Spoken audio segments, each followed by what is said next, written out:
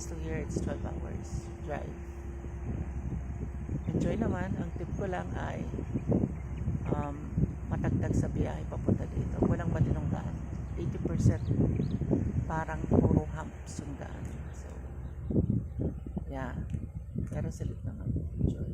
And, maganda dito. Ang hotel dito ay on to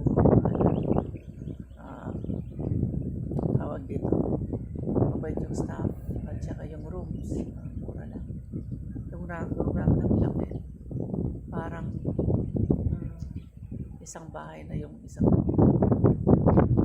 rin sa pamilya. Kasya yung 8 people. Pero apat kami sa pamilya.